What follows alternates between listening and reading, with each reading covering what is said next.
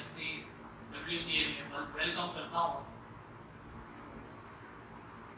मैं आप लोगों को फिजिक्स पढ़ाऊँगा।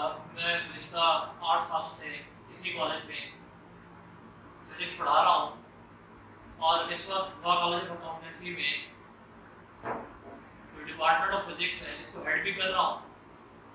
आज जो लेक्चर है वो इंट्रोडक्टरी लेक्चर है। आपने कुछ चीज़ें यहाँ पे सीखनी है सिलेबस के हवाले से, पेपर पैटर्न के हवाले से और जनरली हमारे पास जो फिजिक्स के हवाले से कुछ चंद एक इंट्रोडक्टरी चीज़ें हैं वो हम डिस्कस करेंगे। सबसे पहले हमें ये पता होना चाहिए कि जब हम फिजिक्स की बात करते हैं तो physics is a class of science. तो हम अपनी बात का आगाज साइंस से करेंगे कि साइंस इटसेल्फ क्या है और साइंस से फिर फर्दर क्लासिफिकेशन की तरफ आके फिजिक्स की तरफ हम कैसे मूव हुए और फिजिक्स में हमने क्या क्या चीज़ें और कैसे डिस्कस करनी है, ये सारी चीज़ें हम आज के लेक्चर में समझने की कोशिश करेंगे।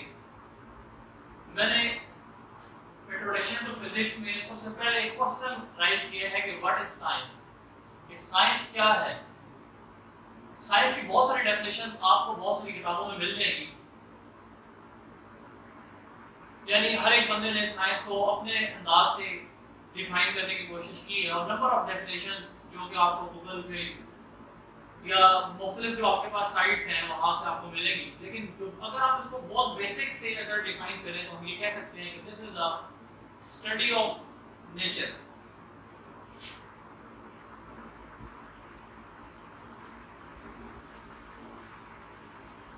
आमतौर पे कुदरत के मुताले को हम साइंस बोलते हैं, यानी हमारे इर्द गिर्द में जो कुछ भी है, अगर बिल्कुल स्टार्ट से देखा जाए तो एक इंसान ने जब आँख खोली है तो वो अपने दाएं बाएं बहुत सारी चीज़ें देख रहा है, यानी पहाड़ देख रहा है, आपके इर्द गिर्द के एनवायरनमेंट में दरख्त देख रहा है, परिंदों की आवाज़ सुन रहा है। तो ये जब वो चीज़ें ऑब्जर्व करना स्टार्ट करेगा तो उससे वो कोई ना कोई डाटा जो है ना वो अखज़ करेगा। तो उसको हम कहेंगे कि ये आपके पास नेचर की स्टडी है, इसलिए हम उसको स्टडी ऑफ नेचर भी कहते हैं। या इसकी एक डेफिनेशन और भी की जाती है, वो है collection of knowledge through observation. ये भी इससे मिलती जुलती डेफिनेशन है।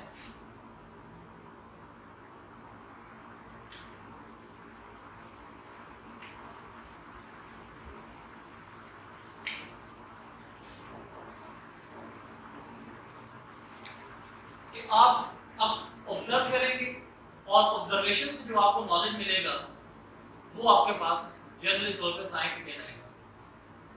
तो ये तमाम चीज़ें जो है वो बहुत स्टार्ट से ही, जब इंसान के पास इतना इल्म नहीं था जितना आज है, तब से वो इन चीज़ों के ऑब्जर्वेशन में था और साइंस को फर्दर आगे चल के दो हिस्सों में क्लासिफाई किया गया। एक आपके पास है जी फिजिकल साइंस और दूसरा आपके पास है बायोलॉजिकल साइंस। जैसा कि आप लोगों को, आप स्टूडेंट्स को इस बात को पता है कि क्लासिफिकेशन का पर्पस क्या होता है। क्लासिफिकेशन का पर्पस टू एडजस्ट। जैसे आपकी एक क्लास है, मिसाल के तौर पे फिजिकल क्लासेस जब स्टार्ट होती हैं तो आप देखेंगे आपके पास एक जो है ना वो बायोलॉजी की क्लास है, एक आपके पास जो है ना वो प्री मेडिकल है, एक प्री इंजीनियरिंग है, आर्ट्स है और फिर इनके फिर सेक्शंस हैं, इसलिए कि आप उसको इजी टू हैंडल कर सकें। इसीलिए जब आपने क्लासिफिकेशन की साइंस की तो दो क्लासेस बनाई। आपके एनवायरनमेंट में, आपके इर्द गिर्द में जब देखा गया तो दो तरह की चीजें थी, या तो आपके पास लिविंग या आपके पास नॉन लिविंग, इसके अलावा दुनिया में कोई चीज नहीं थी। तो लिविंग थिंग्स को हम कहेंगे this is the biological science और physical science is the study of non living things. और हम ये कह सकते हैं कि जो फिजिक्स है उसका ताल्लुक आपकी फिजिकल साइंस के साथ है, इसी तरह केमिस्ट्री जो है उसका ताल्लुक भी आपकी फिजिकल साइंस के साथ है, आपकी बायोलॉजी जो है उसका ताल्लुक जो है वो बायोलॉजिकल साइंस के साथ है। हमने यहाँ पे जो स्टडी करना है वो स्टडी करना है जी फिजिकल साइंस, यानी फिजिकल साइंस की जो क्लास फिजिक्स है उसको हमने स्टडी करना है। और ये पैटर्न आप लोग पढ़ के आ चुके हैं कि इसकी डेफिनेशन बहुत ही कॉमन है कि this is the study of matter and energy, कि matter and energy and their mutual relationship, ये एक फैक्ट 3-4 अल्फाज हैं, इसी में आप उसको पूरी फिजिक्स को समराइज कर सकते हैं। हमें ये बात पता होनी चाहिए कि मैटर, एनर्जी और म्यूचुअल रिलेशनशिप, इन तीनों चीजों से क्या मुराद है। आप देखें आपके पास मैंने यहाँ लिखा है मैटर, उसके बाद एनर्जी की बात की है, उसके बाद मैं चंद एग्जांपल से आपको समझाऊंगा कि इनका म्यूचुअल रिलेशनशिप से क्या मुराद है। ये डेफिनेशन आपको मिली है, आपको 7th 8th या किसी भी बुक से आपको ये डेफिनेशन मिल जाती है। Anything which occupies space and weight that is known as matter. और मैटर की क्लासेस की बात करें तो मैटर के आम तौर पे जब हम शुरू की क्लासेस में थे तो हम पढ़ते आ रहे हैं जी, मैटर की 3 टाइप्स होती हैं। एक आपके पास होता है जी सॉलिड, एक होता है लिक्विड और एक होता है जी गैस। अब फर्दर आपके पास 4th class of matter that is plasma, काफी टाइम से इंट्रोड्यूस है। अब इसके बारे में तो आपको पता है कि सॉलिड क्या है, कोई भी वो ऑब्जेक्ट जिसके जो एटम्स हैं वो आपके पास जो कॉम्पैक्ट है या कंपोज है, वो आपके पास क्लोज होते हैं एक दूसरे के, उसको हम क्या बोलते हैं सॉलिड्स। जिस तरह आपके सामने ये डाइस है, ये बोर्ड है, ये बच्चों वाली एग्जांपल्स हैं, लेकिन ये है कि आपको पता है। अब इसके इंटीरियर की फिजिक्स है कि अगर आपके पास ये अगर वुड है, ये अगर आपके पास प्लास्टिक है या कोई मेटल की चीज है, तो ये तमाम चीजें एक दूसरे से डिफरेंट भी हैं, चाहे कि वो इलेक्ट्रिकली हो, चाहे कि वो फिजिकली हो। तो इन तमाम चीजों को जो डिस्कस किया जाएगा तो हम उसको कहेंगे कि फिजिक्स। इसके लिए पूरी क्लास ऑफ फिजिक्स है जिसको हम सॉलिड स्टेट फिजिक्स बोलते हैं। इस पे लोगों की बड़ी रिसर्च है और इस पे बड़ी बड़ी बुक्स आपको मिल जाएगी, लेकिन क्योंकि हम यहाँ पे इंट्रोडक्टरी बात कर रहे हैं, आप पर्टिकुलर अभी फिलहाल उस फील्ड में नहीं हैं कि जहाँ पे आप एक पर्टिकुलर क्लास को स्टडी करें, इसलिए यहाँ पे हम बात करेंगे जनरल कि हम सॉलिड्स के अंदर मेटल्स की को स्टडी करते हैं, हम सेमीकंडक्टर्स को स्टडी करते हैं, हम बहुत सारी ऐसी चीज़ें जो कि सॉलिड स्टेट में एग्जिस्ट करती हैं उनको स्टडी करते हैं, उनकी फिजिकल, उनकी केमिकल, उनका जो इंटीरियर इलेक्ट्रॉनिक स्ट्रक्चर है वो हम यहाँ पे स्टडी करते हैं। उसके बाद आपके पास है जी लिक्विड। लिक्विड आपको पता है आमतौर पे वाटर के लिए हम लिक्विड इस्तेमाल करते हैं, लेकिन आपके पास लिक्विड मुख्तलिफ फॉर्म में एग्जिस्ट करता है। उसकी जो फिजिक्स है या फिजिकली उसकी जो नोयत है वो कैसी है, उसका आमतौर पे जो यूज है उसको हम इलेक्ट्रिकली कैसे यूज कर रहे हैं। जैसे फॉर एग्जांपल आपने देखा होगा बैटरीज हैं, उनके अंदर आप जो है वो एसिड्स वगैरह या उसका जो रिफिलेंट होता है वो उसके अंदर डालते हैं, तो वो कैसे काम करता है, उससे इलेक्ट्रिसिटी कैसे प्रोड्यूस होती है, फिजिक्स। इसका मैंने जनरल एक एग्जांपल दी है, इसकी ढेरों एग्जांपल्स हैं। जैसे फॉर एग्जांपल आपके पास ये एक पॉइंटर है, इस पॉइंटर में आप मैंने इंक भरी है। अब इंक आप देख लें आपके पास एक लिक्विड है, अब ये यहाँ पे कैसे काम कर रहा है ये भी एग्जांपल के तौर पे आप ले सकते हैं। उसके बाद आपके पास है जी गैस। गैस जो है वो आपके पास जैसे 3rd स्टेट ऑफ मैटर है, और इसमें जो एटम्स के मॉलिक्यूल्स हैं ये डिस्टेंस अपार्ट होते हैं और फ्री टू मूव होते हैं, रैंडमली मूव कर रहे होते हैं। ये भी हम यहाँ पे स्टडी करेंगे, ये भी फिजिक्स की बात। अगर इटसेल्फ सॉलिड को स्टडी किया जाए तो वो भी फिजिक्स है, इटसेल्फ अगर लिक्विड को स्टडी किया जाए तो वो भी फिजिक्स है, इटसेल्फ अगर गैसेस को स्टडी किया जाए वो भी फिजिक्स है। और प्लाज्मा जो है that is a 4th state of matter. इसको अगर आप डिफाइन करना चाहें तो आप डिफाइन कर सकते हैं कि this is the combination of atoms and ions at very high temperature that is known as plasma. इसकी एग्जांपल क्या है, इसकी एग्जांपल आपके वो सन है, सूरज के अंदर एटम्स और आयंस हाई टेंपरेचर पे एग्जिस्ट करते हैं, वो आपके पास प्लाज्मा है। इसके ऊपर पूरी फिजिक्स की एक क्लास है जिसको आप प्लाज्मा फिजिक्स कहते हैं। इसके आगे फर्दर लोग एक पर्टिकुलर एक सेक्शंस के ऊपर अपना रिसर्च वर्क या सारी चीजें करते हैं। और ये तो आपके पास था कि मैटर क्या है। एनर्जी क्या है, एनर्जी आपके पास this is the ability to do work, काम करने की जो सलाहियत होती है उसको आप एनर्जी बोलते हैं। मिसाल के तौर पे मैं यहाँ पे पढ़ा रहा हूँ तो मेरे अंदर अगर एनर्जी है तो मैं यहाँ पे पढ़ा रहा हूँ, ठीक है। अगर ये आम जनरल एग्जांपल दे रहा हूँ ताकि आप उसको इजी अंडरस्टैंड कर सकें। एक एग्जांपल और भी है कि अगर मिसाल के तौर पे आप मुझे देख रहे हैं तो आप भी एनर्जी के थ्रू मुझे देख रहे हैं कि वो जो इलेक्ट्रिसिटी है या वो जो टूल आपने यूज किया हुआ है थ्रू इंटरनेट आपके पास जो है ना ये मैसेज मेरा जा रहा है, ये जो लेक्चर मेरा आप लोगों के पास जा रहा है, तो ये सारे का सारा थ्रू एनर्जी हो रहा है, ठीक है। तो एनर्जी की बहुत सारी टाइप्स हैं। जिस एनर्जी की भी मैं बात कर रहा हूँ दिस इज इलेक्ट्रिकल एनर्जी, और मैंने यहाँ पे वैसे 3-4 टाइप्स लिख दी है। मिसाल के तौर पे आपके पास ये एक मार्कर है और इस मार्कर को मैं यहाँ से छोड़ रहा हूँ तो ये नीचे जा रहा है। अब आप देख लीजिए मैट्रिक्स में आपने पढ़ा है इसमें दो तरह की एनर्जी है। इसमें जो स्टोर्ड एनर्जी है, जैसे जैसे इसको मैं ऊपर लेके जा रहा हूँ वो पोटेंशियल एनर्जी है, जब मैं इसको छोड़ रहा हूँ तो ये नीचे आ रहा है, this is the kinetic energy. अब अगर इसमें बात करें तो मैकेनिकल एनर्जी है, साउंड एनर्जी है। मैं बोल रहा हूँ मेरी आवाज आप लोगों तक पहुंच रही है, this is the class of physics. आप लोगों ने मैट्रिक में आई थिंक जो आप लोगों का पहला चैप्टर था तो उसमें भी आपने पढ़ा कि साउंड कैसे प्रोड्यूस होती है, वाइब्रेशन से साउंड प्रोड्यूस होती है, साउंड की क्या कैरेक्टरिस्टिक्स होती हैं, ये वेव्स की फॉर्म में आगे ट्रैवल करती हैं और फर्दर जितनी भी सारी चीजें थी वो आप लोगों ने पढ़ेंगे। हम थोड़ा सा इसको एडवांस लेवल पे जाके पढ़ेंगे इसी बुक के अंदर चैप्टर नंबर 1 में।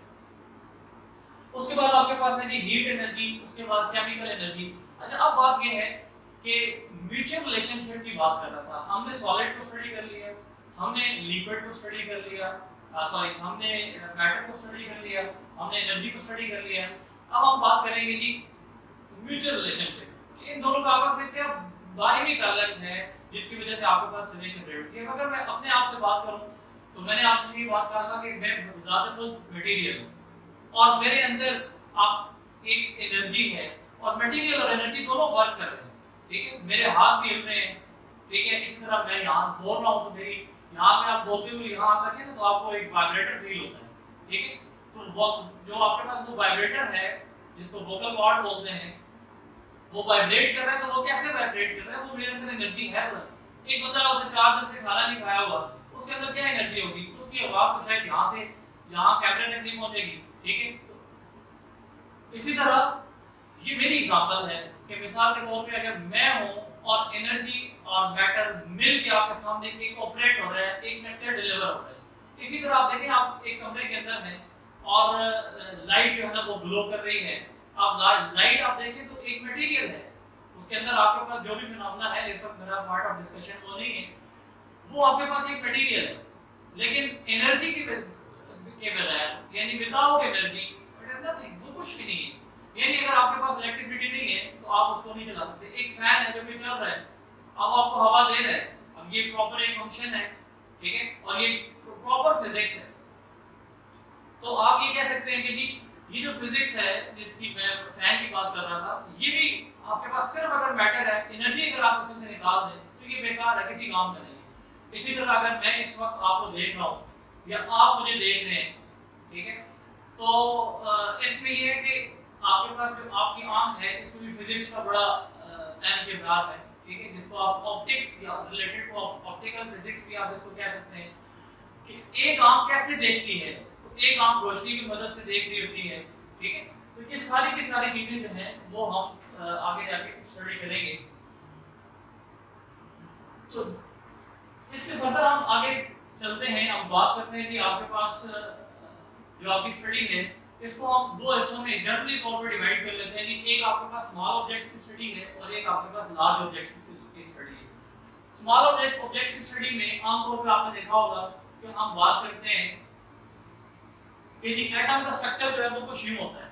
हालांकि आप देखते हैं कि इस तरह बोर्ड के ऊपर 2 डायमेंशनल बोर्ड के ऊपर हम इस तरह प्लॉट करते हैं, फिजिकली इस तरह नहीं होता। फिजिकली आपके जो इलेक्ट्रॉन की रिवॉल्विंग है वो ऐसे भी मूव कर रहे होते हैं, ऐसे भी मूव कर रहे होते हैं, इस डायरेक्शन में मूव कर रहे होते हैं, यानी वो 3D मूवमेंट होती है। लेकिन क्योंकि समझाने के लिए हम एग्जांपल लेते हैं और ये आपके पास जो है ना वो इसका एटॉमिक स्ट्रक्चर है। अब आप देख रहे हैं, आपको पता है कि ये इलेक्ट्रॉन है, ये आपके पास इसमें मौजूद प्रोटॉन्स प्लस न्यूट्रॉन्स हैं, ठीक है। अब अगर आप ये देखें तो इस लेवल की फिजिक्स को आप एटॉमिक फिजिक्स बोलते हैं। और अगर आप इन पार्टिकल को स्टडी करें तो इसको हम बोलते हैं कि पार्टिकल फिजिक्स। पार्टिकल से मेरा मुराद है इलेक्ट्रॉन, प्रोटॉन्स और न्यूट्रॉन्स की स्टडी करें तो ये आपके पास पार्टिकल फिजिक्स है। अगर हम ये बात करें कि इलेक्ट्रॉन और प्रोटॉन्स ये फर्दर किससे मिलकर बने हैं, ये आपके पास क्वार्क्स से मिलकर बने हैं। सेकेंड ईयर में आप न्यूक्लियर फिजिक्स के अंदर ये इंशाल्लाह हम पढ़ेंगे कि ये क्वार्क्स क्या होते हैं और कितने क्वार्क्स मिलके प्रोटॉन्स या न्यूट्रॉन्स या इलेक्ट्रॉन्स की जो है ना वो फैब्रिकेशन करते हैं। तो ये तो आपके पास स्मॉल ऑब्जेक्ट्स की स्टडी थी। अगर एटम्स और मिल के मॉलिक्यूल बनाते हैं ठीक है, और molecular atomic and molecular physics भी आप उसको कह सकते हैं, या मॉलिक्यूलर फिजिक्स भी आप बोल सकते हैं। तो स्टडी ऑफ लार्ज ऑब्जेक्ट्स में जैसा कि आप लोगों को पता है, हम इस वक्त एक जो जमीन है जिसके ऊपर हम बैठे हुए हैं, ये आपके पास एक बहुत बड़ी जो है ना एक बहुत बड़ा ऑब्जेक्ट है, ठीक है। अब अगर इस ऑब्जेक्ट को स्टडी करें तो हम एक पूरे स्ट्रक्चर के अंदर इस ऑब्जेक्ट को स्टडी करें तो वो कोई और एंगल होगा। अगर पर्टिकुलर इस एक अर्थ की बात करें तो आपका जो इसके लिए वर्ड होगा या उसकी जो क्लास होगी वो डिफरेंट होगी। जैसे आप बात करते हैं जियोफिजिक्स की या जियोलॉजी की बात करते हैं, तो अर्थ जो है उसके अंदर इंटीरियर में क्या है, एनर्जी को हम कैसे ले सकते हैं, या आपके पास जो उसकी फिजिकल नेचर है वो आपके पास कैसी है, कितना पानी है, कितना आपके पास रॉक्स हैं, कितनी हॉट रॉक्स हैं, कितना आपके पास जो है ना वो सॉलिड मटेरियल है, कितना लिक्विड है, तो वो आपके पास सारी चीजें इसके अंदर जियोफिजिक्स जियोलॉजी के अंदर हम स्टडी करेंगे। इसी तरह अगर ये जो आपके पास अर्थ है जिसके ऊपर हम एग्जिस्ट कर रहे हैं, ये आपके पास एक सोलर सिस्टम का हिस्सा है। जी बात कर रहा था कि जी आपके पास जो लार्ज ऑब्जेक्ट्स हैं उनकी जो स्टडी है उसमें आपके पास अर्थ आ जाता है। उसमें आपके पास अर्थ क्योंकि एक सोलर सिस्टम का हिस्सा है, इसलिए सन से रेलेवेंट और भी बहुत सारी चीज़ें, ये कैसे मूव कर रहे हैं, इनकी क्या फिजिक्स है, या आपके पास जो ये सोलर सिस्टम भी एक गैलेक्सी का हिस्सा है और 7 गैलेक्सी जैसे एग्जिस्ट करती हैं, और हमारा सोलर सिस्टम जिस गैलेक्सी का हिस्सा है उसको आमतौर पे हम मिल्की वे गैलेक्सी का नाम देते हैं। ये सारी की सारी जो है ये ह्यूज लेवल पे या लार्ज लेवल के ऊपर जाके फिजिक्स की स्टडी है, ठीक है। जैसे आपके पास स्पेस एंड टेक्नोलॉजी आजकल आपको पता होगा, उसमें भी फिजिक्स का अहम किरदार है। तो यूँ कहा जा सकता है कि आपकी जो फिजिक्स है उसका आपकी पर्सनल लाइफ से लेकर आपके इर्द गिर्द के माहौल के साथ, हर चीज़ के साथ उस फिजिक्स का ताल्लुक है। तो इस चीज़ को हमने स्टडी कैसे करना है, इसको हमने ये तो एक जनरल सी बात थी जो मैंने आप लोगों के साथ कर दी है। ये वो चीज़ें हैं, ये वो चैप्टर्स हैं जो कि हम लोगों ने पढ़ने हैं, जिसमें आपके पास सबसे पहले है मेजरमेंट्स। जनरल सा इंट्रोडक्शन में दे रहा हूँ ताकि आपको अंदाजा हो जाए कि मेजरमेंट्स में क्या है। देखिए आपके पास डेली लाइफ में मेजरमेंट्स के साथ बड़ा अहम किरदार होता है। जैसे मिसाल के तौर पे मैं बोल रहा हूँ तो मेरी आवाज़ की इंटेंसिटी कितनी है, मेरी आवाज़ की पिच कितनी है, अगर पंखा चल रहा है तो उसकी स्पीड कितनी है, गाड़ी चल रही है तो उसकी स्पीड कितनी है, अगर ये रेड कलर है तो इसकी वेवलेंथ कितनी है। तो वो तमाम चीज़ें जिनको, अगर इस वक्त टेम्परेचर कितना है, ये भी इसकी एग्जांपल है। आम बॉडी का टेम्परेचर आपके पास कितना है, एक इंसान का जो ब्लड प्रेशर है वो कितना है, ये तमाम की तमाम चीज़ें जो है उनका ताल्लुक मेजरमेंट्स के साथ है। और मेजरमेंट्स के क्या बेसिक असूल और प्रिंसिपल्स हैं जिनको यूज़ किया जाता है मेजरमेंट्स में, इस चैप्टर के अंदर हम ये पढ़ेंगे। इसी तरह आपके पास वेक्टर एंड इक्विलिब्रियम है, कुछ ऐसे ऑब्जेक्ट्स हैं, कुछ ऐसी जो है वो फिजिकल क्वांटिटीज़ हैं जिनको हम रिप्रेजेंट करते हैं मैग्नीट्यूड, और कुछ को हम करते हैं मैग्नीट्यूड एंड डायरेक्शन के साथ। उनको हम स्टडी कैसे करेंगे, उनके न्यूमेरिक ऑपरेशंस कैसे होंगे, एडिशन, मल्टीप्लिकेशन, सब्ट्रैक्शन, ये सारी चीज़ें। मोशन एंड फोर्स आप लोगों ने इससे पहले भी ये पढ़ा हुआ है कि एक ऑब्जेक्ट है मेरे हाथ में, तो उस एक बॉल है उसको मैं फेंक रहा हूँ तो वो आगे फर्दर जा रही है। एक फुटबॉल को मैं किक कर रहा हूँ, या एक जो क्रिकेटर है वो बैट्समैन जो है वो एक बॉल को हिट कर रहा है, तो वो कैसे जा रही है, वो यहाँ पे हम स्टडी करेंगे। वर्क एंड एनर्जी, मैं अगर यहाँ पे काम कर रहा हूँ या एक रोबोट काम कर रहा है या कोई भी काम हो रहा है जिसकी हम जाकर के बात करेंगे कि अप्लाई फोर्स अप्लाई हो और पर्टिकुलर जो डिस्टेंस है वो कवर हो उस डायरेक्शन में, फोर्स की डायरेक्शन में, अपोजिट टू द फोर्स, तो आपके पास काम होता है। तो इसमें एनर्जी की बात करेंगे, एनर्जी की टाइप्स की बात करेंगे, जैसे मैंने यहाँ पे हल्की फुल्की बात की है। सर्कुलर मोशन, वो तमाम ऑब्जेक्ट्स जो सर्कल में मूव कर रहे हैं उनकी क्या फिजिक्स, आम नॉर्मल जो फिजिक्स है जो हम स्ट्रेट लाइन में ऑब्जेक्ट्स की जो फिजिक्स की हम बात करते हैं, क्या उसकी फिजिक्स एक है, या उसके लिए जो प्रिंसिपल्स हैं या उसके लिए जो बेसिक्स हैं वो थोड़ी सी चेंज है। वो सारी की सारी चीज़ें यहाँ सर्कुलर मोशन में बात करेंगे। फ्लूइड डायनामिक्स, ये बड़ी इंटरेस्टिंग क्लास ऑफ फिजिक्स है कि अगर आप फ्लूइड यानी या इसमें आप वाटर ले सकते हैं, लिक्विड ले सकते हैं, ठीक है, या आप इसमें फ्लूइड में गैस ले सकते हैं, तो गैसेस फॉर्म में या आपके पास लिक्विड फॉर्म में अगर ऑब्जेक्ट के साथ रिलेटेड पैरामीटर्स को स्टडी किया जाए तो वो उसको हम फ्लूइड डायनामिक्स में स्टडी करते हैं। इसकी एक दो एग्जांपल कोट कर देता हूँ ताकि आपको थोड़ा सा इंटरेस्ट डेवलप हो। जैसे मिसाल के तौर पे एक जो है ना वो जहाज हवा में उड़ रहा है, तो वो आपके पास फ्लूइड डायनामिक्स के प्रिंसिपल्स के ऊपर वर्क करते हुए जो है ना वो उड़ रहा है। ये आप लोग पढ़ेंगे, आपकी बुक्स की एग्जांपल्स हैं। इसी तरह आपके पास एक बॉल है, उस बॉल को एक बॉलर स्विंग कर रहा है, तो वो स्विंग कैसे होगी वो आपके पास यहाँ पे हम पढ़ेंगे। यहाँ के जो इसी के जो प्रिंसिपल्स होंगे उन्हीं प्रिंसिपल्स को हम देखते हुए फॉलो करेंगे। इसी तरह आपके पास ऑसिलेशन है, to and fro motion of a body. Pendulum की एग्जांपल आपने लिखी।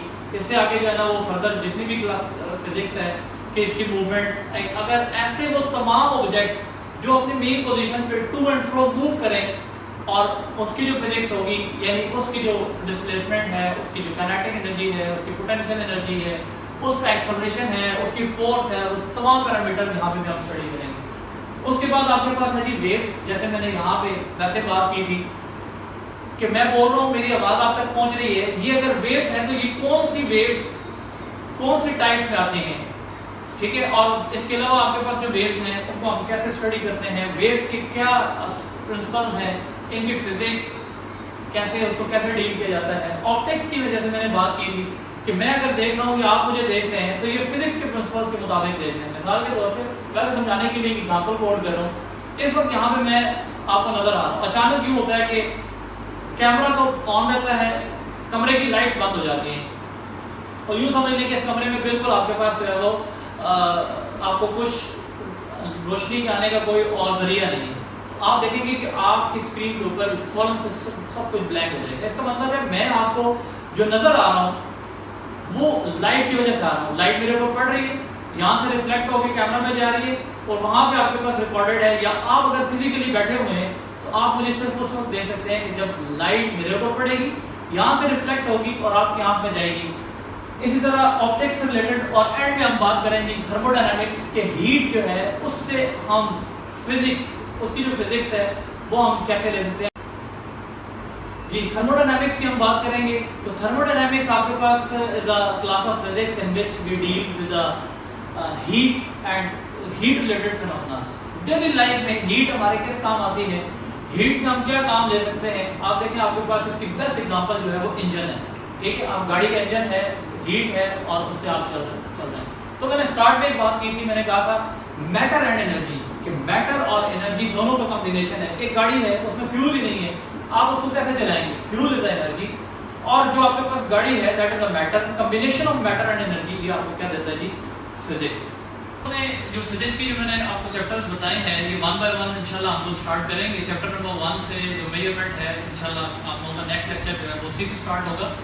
और जैसे फिजिकल क्वांटिटीज आप लोगों ने इससे पहले भी पढ़ा है, जो बेस क्वांटिटीज़ हैं, डिराइव क्वांटिटीज़ हैं या ज्योमेट्रिकल क्वांटिटीज़ हैं, उससे हम अपनी बात को आगाज़ करेंगे। आज का जो लेक्चर था वो इतना ही था कि आपको एक हाउ ना हो जाए, आपको पता हो जाए कि जी फिजिक्स का इंट्रोडक्शन क्या है, फिजिक्स में हम किस तरह की चीज़ें डिस्कस करते हैं। अब मैं ज़रूरी समझता हूँ कि आपको पहले लेक्चर में ये बता दूँ कि पैटर्न क्या है, क्योंकि आप लोगों ने पेपर सॉल्व करना है, मार्क्स भी लेने हैं, साथ अपना इंटरेस्ट भी डेवलप करना है, ऐसा नहीं है। लेकिन पेपर जो है ना वो भी बहुत ज़रूरी है। तो पेपर में आपके पास जो सेक्शंस हैं वो 4 हैं। एक सेक्शन ए है, बी है, सी है और डी है।